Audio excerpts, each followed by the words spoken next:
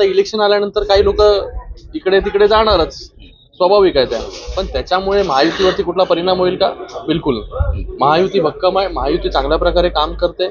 महायुतीचे सगळे आमदार जे आहेत हे ग्राउंड लेवलला आमदार असतील, जे इच्छुक असतील, सगळे लोक काम करतायत. मी आता फिरतोय. खासदार डॉक्टर श्रीकांत शिंदे पश्चिम महाराष्ट्राच्या जनसंवाद यात्रेच्या दौऱ्याला सुरुवात करतायत. कोल्हापूरमध्ये प्रवेश झाल्या झणझणीत मिसळ खाऊन या दौऱ्याला सुरुवात करत डॉक्टर श्रीकांत शिंदे सर आपल्या सोबत आहेत.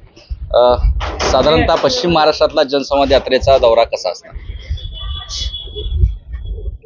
जनसंवाद यात्रा सुरू झालेली आहे. उत्तर महाराष्ट्रापासून याची सुरुवात झाली. आम्ही जळगाव, धुळे, नाशिक, शिर्डी नगर आणि आता कोल्हापूर आणि सांगली जनसंवाद यात्रेचा दौरा जो आहे हा आमच्या कार्यकर्त्यांशी, पदाधिकाऱ्यांशी चर्चा करून तिकडे काय परिस्थिती आहे, कशा प्रकारे पक्ष संघटना आहे, बांधणी कशी झालेली आहे, आणि त्याचबरोबर ज्या उणिवा आता लोकसभेमध्ये राहिल्या त्या उणिवा कशा भरून निघतील या जनसंवाद यात्रेतून, आणि येणाऱ्या विधानसभेची निवडणुकीची तयारी असेल, त्याचबरोबर शहरामध्ये विविध समस्या असतील, शेतकऱ्यांच्या काही समस्या असतील, या सगळ्या गोष्टींवरती सविस्तर चर्चा. प्रत्येक विधानसभेमध्ये आम्ही जातोय, प्रत्येक विधानसभेमध्ये 1-1.5-2 तास चर्चा, फक्त वरिष्ठ पदाधिकाऱ्यांशी नाही, खालच्या पदाधिकाऱ्यांपर्यंत, शाखा प्रमुख असेल, गटप्रमुख असेल, साधा कार्यकर्ता असेल, शिवसैनिक असेल, प्रत्येकाशी चर्चा जी आहे डिटेलमध्ये होते. ऍक्च्युअली वस्तुस्थिती, ग्राउंड लेवल काय आहे, रिपोर्ट काय आहे, आपल्याला कळत असतो. नाहीतर आपल्याला वरिष्ठ पदाधिकारी नेहमी भेटत असतात, पण खालचा पदाधिकारी शिवसैनिक जो आहे हा रोज भेटत नाही. म्हणून हा जनसंवाद यात्रा जो आहे हा त्यांच्याबरोबर, त्यांना काय वाटतं, कशा प्रकारे कामं झाली पाहिजे, त्याचबरोबर सरकारच्या माध्यमाने योजना असतील, लाडकी बहीण योजना असेल, युवा कार्य प्रशिक्षण योजना असतील, त्याचबरोबर 3 गॅस सिलेंडरचा विषय आहे, शेतकऱ्यांना पैसे मिळत आहेत का, पीक विमेचा विषय असेल, ह्या सगळ्या गोष्टींवरती एक सविस्तर आढावा, सविस्तर चर्चा या जनसंवाद यात्रेच्या माध्यमाने होते. आम्ही लोकसभेमध्ये बघितलं की मुख्यमंत्री महोदयांनी बराचसा वेळ ह्या कोल्हापूर लोकसभेसाठी, दोन्ही लोकसभेसाठी दिला, त्यामध्ये यशही मिळालं. तर विधानसभे दृष्टीनं मुख्यमंत्री महोदय स्वतः याकडे लक्ष घालतात. आता मुख्यमंत्री महोदय स्वतःच लक्ष घालतात. आज त्यांनी आम्हाला पाठवलेला इथे ग्राउंड लेवलचा रिपोर्ट काय आहे, कशा प्रकारे योजना जाहीर केल्यानंतर लोकांचा रिस्पॉन्स आहे, त्या योजना योग्य प्रकारे लोकांपर्यंत पोहोचतायत का, कोणी राहून तर जात नाही त्याच्यामध्ये, या सगळ्या गोष्टींचा आढावा जो आहे, म्हणजे मुख्यमंत्री महोदय बारीक लक्ष जे आहे पूर्ण महाराष्ट्रावरती ठेवतायत. आम्हाला वेगवेगळ्या कार्यकर्त्यांना, पदाधिकाऱ्यांना त्यांनी वेगवेगळी जबाबदारी दिलेली आहे. ती जबाबदारी पार पाडण्यासाठी आम्ही इथे आलोय. महायुती भक्कम आहे असं सांगितलं जातं, मात्र पश्चिम महाराष्ट्रामधूनच राज्याच्या विधानसभेच्या पार्श्वभूमीवर काही धक्के व्हायला सुरुवात झाली. आजच एक मोठा धक्का शरद पवार समर्जित घाटगेंच्या रूपामध्ये देत आहेत.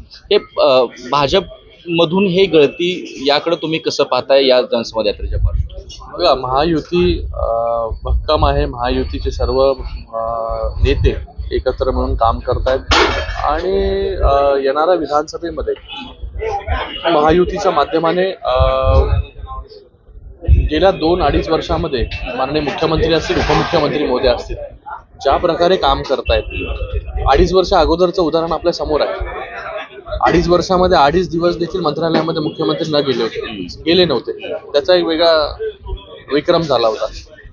आणि गेल्या 2 वर्षांमध्ये माननीय मुख्यमंत्री महोदयांच्या नेतृत्वाखाली ज्या प्रकारे डेव्हलपमेंटची कामं असतील, कल्याणकारी योजना असतील, त्या सगळ्या गोष्टी मोठ्या प्रमाणामध्ये सुरू आहेत. आता इलेक्शन आल्यानंतर काही लोक इकडे तिकडे जाणारच, स्वाभाविक आहे त्या, पण त्याच्यामुळे महायुतीवरती कुठला परिणाम होईल का? बिलकुल. महायुती भक्कम आहे, महायुती चांगल्या प्रकारे काम करते. महायुतीचे सगळे आमदार जे आहेत हे ग्राउंड लेवलला आमदार असतील, जे इच्छुक असतील, सगळे लोक काम करतायत. मी आता फिरतोय. जळगावपासून सुरुवात केली, जळगाव, धुळे, नगर, शिर्डी, चांगली परिस्थिती आहे. लोक खुश आहेत, कार्यकर्ता उत्साही आहे. ज्या डेव्हलपमेंटची कामं झालेली आहेत आमदारांच्या विधानसभेमध्ये असेल किंवा कल्याणकारी योजना असतील, त्या तळागाळातील लोकांपर्यंत पोहोचल्या. सांगली आणि कोल्हापूर जिल्ह्यातील जे काही विधानसभा मतदारसंघ आहेत 8 ते 10, त्यामधून किती जागा नेमकं शिंदे गट घेणार याबाबत काही, कारण तुम्ही दौऱ्यावर आला आहात, नेमकं ठरलं असेल की जागा आपल्याकडे किती असतात? बघा, ज्या पारंपरिक शिवसेना लढते त्या जागेंवरती जे आहे ते आढावा आम्ही घेतोय आणि याचा पूर्ण तपशील हा माननीय मुख्यमंत्री महोदयांना आम्ही देऊ.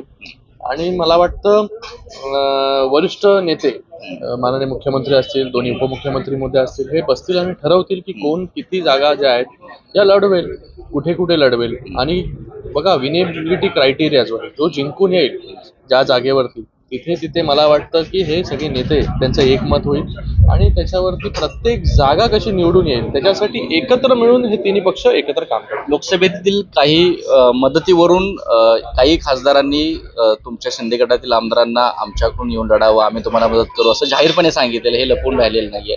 तुम्हालाही देखील संबंधित खासदार विशाल पाटील यांनी देखील चर्चा झाली होती. असं नेमकं काय त्याबाबत आहे? बघा, हा सगळा निर्णय जो आहे आणि जिथे शिवसेनेचा आता सिटिंग आमदार आहे, जिथे सिटिंग सीट आहे, तिथे शिवसेनेतूनच जे आहे शिवसेनेच्या चिन्हावरच उमेदवार जे आहे ते उभे राहतील. मला वाटतं असंच तुमच्याबरोबर त्यांनी थोडंफार टाइमपास केला असेल, गुगली टाकली असेल तुम्हाला. पण मला वाटतं महायुतीच्या सगळ्या जागा ज्या आहेत या महायुती लढेल. तुम्ही असो, धैर्यशील माने असो किंवा विशाल पाटील असो, एक यंग ब्रिगेड खासदाराची टीम या ठिकाणी महाराष्ट्रामधून जाते. कशा पद्धतीचं बॉन्डिंग लोकसभेमध्ये बघा तुमच्यामध्ये असतं प्रश्नावरून? विशाल धैर्यशीलला तर एक टर्म धैर्यशील बरोबर आहे, माझी आता तिसरी टर्म आहे. विशालची आता पहिली टर्म आहे. पण पहिल्या टर्ममध्ये पण विशाल एक मित्र म्हणून, त्याचबरोबर एक चांगला युवा कार्यकर्ता आहे, लोकसभेमध्ये चांगले प्रश्न वगैरे मांडतो तो. आणि पहिल्याच टर्ममध्ये पहिल्या दिवसापासून त्यांनी बोलायला सुरुवात केली. ते एक चांगलं एका लीडरचं लक्षण असतं. आणि मला वाटतं जेव्हा पार्टीचा विषय येतो तेव्हा पार्टीचा अजेंडा, पार्टीचे ध्येय धोरणं जे आहेत हे आम्ही मांडत असतो. पण त्याच्यानंतर जेव्हा एकत्र यंग खासदार येतात तेव्हा पार्टी बाजूला ठेवून बाबा कशा प्रकारे कामं केली गेली पाहिजे, आदान प्रदान ज्या गोष्टींचा आहे त्यांना, तो आता नवीन असल्यामुळे काही गोष्टी ज्या आहेत त्या आम्हाला विचारतो, आम्हाला काही त्याच्याकडून शिकायला मिळतं. या सगळ्या गोष्टी ज्या होत असतात. लोकसभेचा एक हा वेगळा भाग आहे. जसं आपण म्हणतो की पार्लमेंट हाऊसमध्ये जेव्हा आपण असतो तेव्हा एकमेकांवरती टीका करणं, एकमेकांबद्दल बोलणं, पण जेव्हा सेंट्रल हॉलमध्ये येतात लोक तेव्हा एकत्र डेव्हलपमेंटवरती देखील चर्चा मोठ्या प्रमाणामध्ये होते. ते एक हेल्दी लोकशाहीचं लक्षण आहे. धन्यवाद एबीपी माझा संवाद साधल्याबद्दल. तर श्रीकांत शिंदे यांनी आपल्या जनसंवाद यात्रेला या ठिकाणी कोल्हापूरमधून सुरुवात केलेली आहे. कॅमेरा पर्सन योगेश सोबत कुलदीप माने, एबीपी माझा, कोल्हापूर. एबीपी माझा, उघडा डोळे बघा नीट.